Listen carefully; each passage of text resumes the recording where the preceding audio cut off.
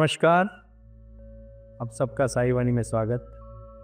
मुझे बड़ी खुशी हो रही है कि पूरे विश्व से लोग जुड़ रहे हैं और श्रद्धा और सबूरी का नारा, सबका मालिक एक, साईं बाबा के विचार और अब सबके आशीर्वाद और प्यार से आज मैं पिछले हफ्ते जब कुछ लोगों को मिला तो मुझे पता चला कि साईं वाणी वो सिर्फ सुन नहीं रहे, तो साईं वाणी अपने जीवन में उन्होंने लाना शुरू कर दिया है और बाबा की विचार के माध्यम से उनके जीवन के बहुत सारी समस्याएं दूर हो रही है। बड़ी खुशी मिलती है मुझे जब आप अपने सच्चे अनुभव हमारे साथ साझा करते हो और जब कहते हो कुछ कि जीवन में कुछ बदलाव लाना है, कुछ करना है, हम उम्मीद खो चुके हैं, हमें फिर से उम्मीद चाहिए। और फिर ये उम्मीद साईं बाबा और श्रद्धा सबूरी, साई ध्यान और साई क्रिया के माध्यम से हमने शुरू किया। साई ध्यान करोगे तो जीवन में बदलाव लाओगे और साई ध्यान करते समय हमें बहुत बड़ी शक्ति मिलती है। मैंने जब साई क्रिया के बारे में आपके साथ जिक्र किया तो आप सब लोगों ने बहुत प्रसन्नता के साथ और प्रफुल्लता के साथ जुड़ना पसंद किया। मैं कहना चाहता हूँ, सूरज हर दिन उगता है और हर दिन डूबता है। हमारा भी जिंदगी वैसा है, हम एक दिन जन्म लेते हैं और एक दिन मर जाते हैं। जहाँ जन्म हुआ वहाँ मरना तय है, लेकिन हम हमारे जीवन का प्रवास किस तरह से करते हैं उससे हमारा पूरा जीवन निर्भर है। बहुत सारे लोग जुड़ते हैं, जीते हैं, बट कुछ लक्ष्य रखकर नहीं जीते, भटक जाते हैं अपनी जिंदगी में। वो बहुत दूर दूर तक हम सोचते हैं लेकिन अपना नहीं सोचते। कुछ कहानियां इसीलिए मैं बताना चाहता हूं कि कहानियों से आप बोध ले, और जब आप बोध लेते हो तो मुझे बड़ी खुशी होती है। पूरे विश्व में साई वाणी का संचार करते समय और लोगों से जुड़ते समय मुझे साई सेंटर के माध्यम से जब बात पता चली तो लोग जुड़ने लगे और मंदिर और स्कूल और अस्पताल, हॉस्पिटल बनाने का जो प्रयास हमने शुरू किया उसमें काफ़ी लोगों ने बहुत बदलाव लाए। बहुत सारे लोगों ने कहा हम कुछ करना चाहते हैं, हम जुड़ना चाहते हैं आपसे। मैंने एक ही बात कही, पहले अपने मन को सुंदर करो, मैंने अपने विचारों को सुंदर करो, और फिर अपने विचार और मन सुंदर होने के बाद आपका जीवन सुंदर हो जाएगा। पानी में बहुत सारी चीज़ें होती हैं और जब पानी खराब होता है तो अपना चेहरा नहीं दिखता है उसमें, लेकिन वही पानी जब शांत होता है तो पूरा चेहरा दिखता है उसमें। क्यों आप अपने जीवन में इतना दुखी होते हो? आप कहोगे कि जो खुश है उनके बारे में आप कुछ नहीं कहते और दुखी लोगों के बारे में बहुत कुछ कहते हैं। पता है आपको, एक चीज मैं दिल से कहना चाहता हूं, आपने कभी सोचा है कि स्वास्थ्य क्या है? कभी सोचा है आपने स्वास्थ्य क्या है? जब कोई बीमार पड़ता है ना तो उसका स्वास्थ्य का महत्व पता चलता है। जब कोई इंसान दुख में होता है ना तो उसको सुख का महत्व पता चलता है, और जब कोई इंसान जब बहुत परेशानी में होता है ना तब उसको सुख और शांति का महत्व और महत्वपूर्णता समझ में आती है। एक छोटी सी कहानी है, दो दोस्त होते हैं, वो अपने युद्ध में चले जाते हैं और युद्ध बहुत घना होता है तो एक दूसरे के जान पर खेलकर वो अपने युद्ध में अपना कामगिरी, अपना जीवन जीते हैं। युद्ध 6-7 महीने चलता है। एक दोस्त अपने टेंट में होता है और दूसरा लड़ने के लिए बॉर्डर पे चला जाता है। एक शाम को पता चलता है कि बॉर्डर पे जितने भी सैनिक लड़ रहे थे उसमें से सब सैनिक घायल हुए, और वो दूसरा दोस्त जो टेंट में, जो अपने बंकर में होता है, वो बहुत चिंतित होता है कि मेरा दोस्त तो अभी वहाँ लड़ रहा है, शायद वो जिंदा रहे या न रहे। और उसमें से कुछ लोग बच के आते हैं तो कहते हैं आज बहुत घमासान लड़ाई हुई, शत्रु वाले पक्ष ने बहुत जोर से हमला किया, बॉम्ब डाले, गोलियां डाली, बारूद डाले, हमारे बहुत सारे सैनिक मर गए। शायद आपका दोस्त भी उसमें है, बहुत थका हुआ है, शायद वो मरने को ही पहुंचा है और कुछ समय में अभी तक तो मर भी गया होगा। दूसरा दोस्त बहुत परेशान होता है और अपने दोस्त को तरफ निकलता है जाने के लिए, तो बाकी सब लोग कहते तू मत जा क्योंकि अभी बहुत बम बारूद हो रहा है और तू भी मर जाएगा, जाने का कोई फायदा नहीं, दोस्त तो मरा है, तू भी मरेगा, मत जा। दूसरा दोस्त नहीं सुनता है। प्यार होता है एक दूसरे के प्रति, बहुत प्यार होता है, बहुत प्रेम होता है, बहुत प्यार होता है, और प्यार के खातिर वो चला जाता है। जो से ही वो पहुंचता है तो उसको भी गोलियां लग जाती है, लेकिन वो पूरा घायल होता है और अपने घायल दोस्त को देखता है। इतने सारे सैनिक मरे होते हैं, पूरी लाशें बिखेरी होती है, लेकिन उसमें से वो अपने दोस्त को ढूंढ लेता है। जैसे ही अपने दोस्त का हाथ में लेता है तो उसका दोस्त आँख खोलता है। दोनों एक दूसरे की तरफ देखते हैं और वो दूसरा दोस्त बोलता है, जिम मुझे पता था तू जरूर आएगा, और फिर अपनी जान छोड़ देता है। वो उसका जो लाश होता है अपने कंधे पे उठा के पूरा थका होता है, उसमें भी सही शरीर में गोलियां लगी रहती है, लेकिन अपने टेंट तक आता है और आकर उसको नीचे रख देता है, उसके मुंह में पानी डालता है। तब बाकी वाले बोलते देख तेरा दोस्त तो मर गया, लेकिन अभी तू भी बचने की कोई ख्वाहिश नहीं है, मुझे हम कह रहे थे तुझे कि तू मत जा। तो उस समय वो दोस्त बोलता है आपको पता है जब मैं वहाँ उधर पहुँचा तो वो जिंदा था, और जब मैंने उसका हाथ में हाथ लिया तो उसने इतना ही कहा जी मुझे पता था तू जरूर आएगा। ये जो विश्वास होता है प्यार के प्रति, ये जो अपनेपन होता है अपने को लिए, वो कोई बता के नहीं होता, वो दिल से होता है। प्यार प्यार होता है भाइयों। जीवन में साईं बाबा कहते हैं मेरे भक्तों के लिए मैं पूरा जीवन समर्पित करना चाहता हूं। बाबा आशीर्वाद देते हैं अपने भक्तों को। भक्त थोड़ा भी परेशान होगा तो बाबा उसकी मदद के लिए आते हैं। मैं यही तो कहना चाहता हूं कि प्यार उतना होना चाहिए कि जिसमें आने न जाने की बात ना हो। हम बहुत जल्दी अपने विचार रख देते हैं और उसमें पता नहीं हम अपना ही जजमेंट देना शुरू करते। हम न्यायपालिका का हमारे जीवन में एक न्यायालय का और न्यायाधीश की भूमिका आजमाते हैं और कहते हैं कि हमने ही जो कहा वही फाइनल हुआ है, वही अंतिम सत्य है। नहीं, आप सिर्फ एक जीवन की कठपुतली है। याद रखिएगा साईं बाबा अपने भक्तों के लिए बहुत कुछ करते हैं, बट किन भक्तों के लिए करते हैं? जो भक्त उनके नजर में, उनके चरणों में, उनके विचारों में सीमित हो जाते हैं। मैं बहुत दावे के साथ कहना चाहता हूं, आज विश्वास देना चाहता हूं मैं, जब तक आप साईं ध्यान नहीं करोगे तब तक आप ये बातों को समझ नहीं पाओगे।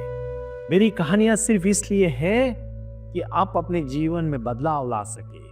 आप अपने जीवन में बहुत सारी चिंता ना करें। आप सिर्फ एक बात करना चाहिए कि वो है अपनापन, अपनों से अपनापन, और अपने सभी दोस्तों से, सभी भाइयों से, सभी बहनों से प्यार। प्यार बहुत बड़ी चीज है। वो इतनी आपको जिंदगी में सुकून देती है ना, शायद आपको पता भी ना चले। और मैं कहना चाहता हूं फिर से आपको, आप बिल्कुल चिंता ना करें। जीवन में बहुत सारी कठिनाई आएगी। साईं ध्यान करते समय मैं आज दूसरा और महत्वपूर्ण विषय आपको बताना चाहता हूं कि अपनों से प्यार। तो पूछो क्यों? कर्मा का एक सिद्धांत मैं आपको आज कहना चाहता हूं। जो हम बोओगे ना, जो हम दूसरों को दोगे, वही हमें मिलने वाला है। बहुत सारी मेरे कुछ मित्र अभी मुझे फोन करके बोलते हैं सुनील जी आप जो कहते हो बहुत सही लगता है, लेकिन जब आजमाने जाते तो थोड़ा सा दुख होता है। होगा, जरूर होगा, क्योंकि कहना तो आसान है, आजमाना थोड़ा सा मुश्किल होता है। और इस बातों को मैं फिर से कहना चाहता हूं कि आप खुद को रोको ना। अपने जीवन में अच्छे कार्य के लिए आपको शुरू में कठिनाइयां जरूर आएगी। लोग ताने मारेंगे, लोग आपके लिए नाम रखेंगे, लेकिन कभी रुकना मत। इसलिए रुकना मत क्योंकि आपका रास्ता बहुत लंबा है। कहीं पहुंचना है आपको, और जब आप पहुंचना चाहते हो तो आपको तकलीफ होगी, जरूर तकलीफ होगी, लेकिन उस तकलीफ में आपको चलते रहना है। कदम कदम आपको आगे बढ़ना है और अपने मंजिल तक पहुंचना है। क्या कहना चाहता हूं मैं आपको? एक ही बात कहना चाहता हूं कि अपने दिल में बड़ी जगह रखना, बहुत बड़ी जगह रखना दिल में। साईं बाबा अपने भक्तों के लिए बहुत बड़ी जगह रखते हैं। हजारों करोड़ों लोग शिरडी के साईं धाम में, शिरडी के साईं बाबा की समाधि के ऊपर मत्था टेकने आते हैं। उनके पास जाके रुक जाते हैं तो उनको आशीर्वाद मिलता है। लोग कहेंगे बाबा कितने लोगों की मदद में जाएंगे। बाबा एक फकीर है, बाबा एक महान संत है, बाबा एक भगवान है, और बाबा ही सब कुछ है। इसलिए सबका मालिक एक, और श्रद्धा और सबूरी का नारा है। मैं देखा पूरे विश्व में बाबा को मानने वाले, बाबा का आशीर्वाद लेने वाले और बाबा को साक्षात्कार पाने वाले लोग हैं। बाबा अपनी झोपड़ी में किसी को रोकते नहीं। बाबा कहते आओ, मेरा घर आपके लिए खाली है। क्योंकि हमेशा मैं छोटी सी कहानी से कहना चाहता हूँ। एक गरीब आदमी, बहुत गरीब आदमी अपनी पत्नी के साथ एक झोपड़े में रहता है। बहुत बारिश होती है, रात को 2 बजे कोई बाहर से दरवाजा खटखटाता है, तो वो अपनी पत्नी से कहता है देख कोई सज्जन आया है। पत्नी कहती है सज्जन और मित्र आप बोल रहे हो? अपने तक मित्र नहीं हुए, बाहर का अनजान आदमी कैसे मित्र हो सकता है? वो फकीर हंस के कहता है देख, जो अपनेपन से स्वीकारा है ना, वो अपना मित्र होता है। फिर वो दरवाजा खोलने जाते हैं। झोपड़ा बहुत छोटा होता है, 10 बाय 10 का छोटा सा झोपड़ा होता है। उसमें पति पत्नी दोनों ही रहते हैं और रात को 2 बजे बारिश होती है और उसको लगता है कोई मदद के लिए आया हो, तो दरवाजा खटखटाता है। वो अंदर चले आता है। वो आदमी पानी से पूरा भिगा हुआ होता है और वो कहता है, मैं आपसे शुक्रगुजार हूँ कि आपने आधी रात को मेरे लिए मदद की और आपने अपना झोपड़ी का दरवाज़ा, इतना भले आपका छोटा ही घर है लेकिन आपने मुझे जगह दी। मैं इसके पहले बहुत बड़े महल के जाके दरवाज़ा ठकठकाया था लेकिन किसी ने खोला नहीं, बट आपने आपकी झोपड़ी में मुझे पनाह दी। मैं आपका शुक्रगुजार हूँ। हमेशा गरीबों के पास बहुत जगह होती है, अमीरों के महलों में तो जगह नहीं होती है। ये बात याद रखना। जो गरीब है ना, वो दूसरे गरीब को जरूर जानेगा। मैं क्यों कहना चाहता हूँ, जो प्यार करता है ना, वो दूसरे का प्यार जरूर समझेगा। भाई और बहनों, जब वो अंदर आता है तो तीनों ऐसे ही वहाँ बैठ जाते हैं। थोड़े समय के बाद फिर से कोई दरवाज़ा खटखटाता है तो उसकी पत्नी कहती है, हम दोनों थे तभी भी यहाँ अड़चन होती थी, अभी आपने और एक को बुला दिया तो हम पहले तो सोए थे, अभी हम बैठे हैं और कोई अगर अंदर आएगा तो हमें खड़ा रहना पड़ेगा, आप क्यों अंदर बुला रहे हो? वो कहता है, क्यों? वो भी तो बारिश में भीगे होंगे, कम से कम अंदर तो आएंगे। और फिर दरवाजा खोल लेता है। 2 लोग अंदर आते हैं तो सब लोग खड़े रहते हैं क्योंकि बैठ भी नहीं पाते, बहुत छोटी सी झोपड़ी होती है। और वो खुल के कहता है, अभी तो सब खड़े होते हैं, बारिश होती है, तो उन्होंने सोचा चलो नहीं सोएंगे तो कम से कम खड़े तो रहेंगे। थोड़े समय के बाद फिर से दरवाजा खटखटाता है तो वो फिर से फकीर कहता है, दरवाजा खोलो। तो उसकी पत्नी उसकी तरफ देखती है और बाकी 2 लोग कहते हैं, आप क्यों खोल रहे हो? हम बड़ी मुश्किल से हम ही खड़े हो। तो वो फकीर उनकी तरफ देख के कहता है, अरे आपको थोड़ी समय पहले जब आप बाहर थे तब मैंने अंदर लिया तो आपको खुशी मिली, और आप अभी बोल रहे हो कि बाहर वालों को क्यों अंदर ले रहे हो? कम से कम हम खड़े हैं तो थोड़ा और चिपक के खड़े रहेंगे, बट कोई ना कोई तो अनजान को सहारा तो मिलेगा। देखो, मैंने आपको प्यार दिया, मेरी झोपड़ी का दरवाजा खोला, इसका मतलब मेरा प्यार कम नहीं हुआ। साईं बाबा कहते हैं कि कोई भी जात धर्म का हो, मेरे पास अगर आएगा और सच्चाई के राह पर चलेगा तो मेरा आशीर्वाद उसको है। वो कम से कम इस छांव में, इस जो बारिश आती है, जो बारिश का पानी उनके सर पे भिगोता है, वो पूरा उसका शरीर भीग जाता है, वो कम से कम नहीं भीगेगा और वो बारिश से बच जाएगा। आओ मेरे पास आओ। वो फकीर का दिल बड़ा होता है, वो प्यार करता है हर एक चीज से। और थोड़े समय के बाद 4 साढ़े 4 बजे फिर से दरवाजा खटखटाता है तो वो तो फिर बाकी सब पागल हो जाते, इधर उधर देखते हैं, बोलते आप क्या कर रहे हो? इतनी छोटी झोपड़ी आप कितने लोगों को पनाह दोगे? और बाहर देखते हैं तो एक गधा अपने मुंह से वो दरवाजे को खटखटाता है और वो दूसरे इंसान कहते, देखो अभी जानवर भी खटखटाने लगे। तो वो फकीर कहता है, शायद समय आया है मुझे बाहर जाने का, मैं बाहर जाऊंगा, लेकिन वो गधा तो कम से कम अंदर आएगा, उसकी भी तो जान है। जब हर एक प्राणी मात्र के प्रति, हर एक मानवता के पूरे हर एक घटक के प्रति, हर एक शास्त्र और विचारों के प्रति जब हम इतना प्यार से भर जाएंगे, तब हमें श्रद्धा और सबूरी का नारा पता चलेगा। मैं फिर से कहना चाहता हूँ, जीवन में बाबा ने चाउरी से लेके मस्जिद तक और मंदिर से लेके हर चीज तक सिर्फ प्यार बांटा। हर धर्म, हर जात, हर पक्ष, हर राज, हर समाज को बाबा ने अपनाया और एक ही चीज सिखाई, मानवता। मैं फिर से विश्वास देना चाहता हूँ, इस इतवार को जब मैं साई वाणी, साई क्रिया और साई ध्यान का दूसरा भाग आपको सिखाने जा रहा हूँ, तो आपको इस ध्यान को आत्माना है। अपने जीवन में बहुत अच्छे बदलाव आने हैं। पड़ी पड़ी के पत्थर भया, लिख लिख भया यू चिट, कहे कबीरा प्रेम की लगी न एको चिट। कबीर महाराज बहुत बड़े संत हुए। उन्होंने एक कहा, ज्ञान से बड़ा प्रेम है। बड़ी बड़ी पुस्तकें पढ़कर बहुत ज्ञान हासिल करके यदि मनुष्य पत्थर सा कठोर और निर्जीव हो जाए तो ऐसे ज्ञान से क्या पाया? ऐसे ज्ञान का कोई लाभ नहीं। जो मनुष्य को रूखा और कठोर बनाता है, जिस मनुष्य को मतलब उनके मन में प्रेम नहीं होता, वो प्रेम के अभाव में पत्थर ही हो जाता है। प्रेम की एक बूंद, एक छिटा भर इस कठोरता को मिटाकर मनुष्य को सजीव बना देता है। अरे स्वामी विवेकानंद कितने ज्ञानी थे। जब वो 3.5 साल अमेरिका में रहे और जब वो कलकत्ता में आए, उनकी बहुत बड़ी रैली, हम उनको कहेंगे, अभी उनका सभा मंडप निकला, हजारों करोड़ों लोग उनके इस रैली में संबोधित करते समय जब उनको रथ पे बिठा के हालो फूल और हार उनके गले में डाल के जब उनका बहुत अच्छी तरह से सब लोग नाच के घूम के चल रहे थे, तो किसी ने कहा स्वामी जी, आपके घर के सामने आपकी माँ आपकी राह देख रही है। स्वामी जी ने नीचे से ऊपर से नीचे वो रथ से कूदे और भागते भागते अपने माँ के पास चले गए और माँ के पास जाके उनके पैरों का आशीर्वाद दिया और कहा, माँ देख तेरा बेटा तेरे पास आ गया। और अपने गले की कुछ फूल मालाएं अपनी माँ के अपने गले में डाली और कहा, माँ अभी मैं तेरे से दूर कभी नहीं जाऊंगा। उनकी आंखों में आंसू आए।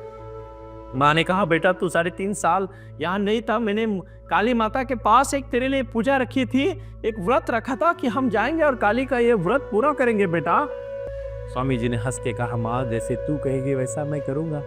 और अपने माँ के साथ जाके काली माता का उन्होंने वो व्रत पूरा किया। अरे जिन्होंने पूरे विश्व को ज्ञान दिया वो अपने माँ के लिए ना नहीं कह सका। वो ज्ञानी था लेकिन दिल का बहुत साफ था, उसका मन जिंदा था। भाई और बहनों वो मरा हुआ नहीं था। हमारे बच्चे कुछ थोड़ा बहुत ज्ञान लेते और अपने माँ बाप को भूल जाते हैं। क्यों भूल जाते हो आप? कौन हो आप? अरे अपने जीवन की कुछ चीजों को भूलो मत। बाबा एक ही तो कहते हैं, प्यार करो प्राणी मात्र से, प्यार करो भाई बहनों से, प्यार करो समाज से, प्यार करो दोस्तों से और प्यार से रहो। प्यार भरी जिंदगी है। आज आशीर्वाद के एक सबसे बड़ा महत्वपूर्ण चीज मैं आपको कहना चाहता हूं, जो जो चीजें आपको तंग करती है उसके प्रति आज सिर्फ सजगता से देखना है। साई वाणी का सबसे महत्वपूर्ण मैं विषय आपको सिखाने जा रहा हूं। बहुत परेशानियां है सबके पास, हर एक के पास परेशानियां है। मैं फिर से कहना चाहता हूं कि आप उस हर समस्या की तरफ सजगता की तरफ देखो। आंख खोल के समस्या को सामने लाओ और उस समस्या को देखो।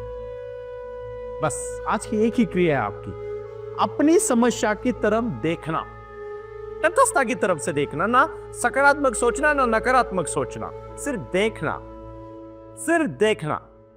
देखो कितना अच्छा दूसरे दिन बदलाव आता है। साईं बाबा का आज का आशीर्वाद है, अपनी समस्या की तरफ आंख खोल के देखना और समस्या को अपने सामने रखना। समस्या को सामने रखोगे आधी समस्या कम होगी। लिख के देता हूं मैं लिख के देता हूं। जब मैं साई मेडिटेशन और साई ध्यान और साई क्रिया करता हूं तो पता चलता है समस्या तो कुछ बड़ी है ही नहीं, हम खामोखाम उसको बड़ा कर रहे। यही तो प्रॉब्लम है, यही तो समस्या है। समस्या ना होते हुए समस्या को बड़ा करना, जीवन में यही तो है बदलाव। मैं नहीं कहता एक दिन में सब कुछ, बट एक दिन आपको जरूर कहूंगा। ज्ञान प्राप्त होना और ज्ञान को देना ये बड़ी बात नहीं है। आप सबके साथ जुड़ना ये बड़ी बात नहीं है। बड़ी बात यह है आपके जीवन में बदलाव लाना, आपकी समस्याओं को दूर करना और अपने जीवन में सुख शांति के साथ बदलाव लाना। मैं फिर से कहूंगा, दुर्लभ मानुष जन्म है, देह ना बारंबार, तरुवर जो पता जड़े, बहुरी न लागे डार। इस संसार में मनुष्य का जन्म मिलना बहुत दुर्लभ है। यही मानव शरीर बार बार नहीं मिलता। जैसे वृक्ष से पत्ता झड़ जाए तो दोबारा डाल पर नहीं लगता, उसी प्रकार इसी समय सदुपयोग करोगे तो फिर समय आपके जीवन में नहीं आएगा, क्योंकि समय ही सबसे मौल्यवान है। आज का संदेश इतना है, अपने जीवन में समय को मौल्यवान रखो। प्रणाम।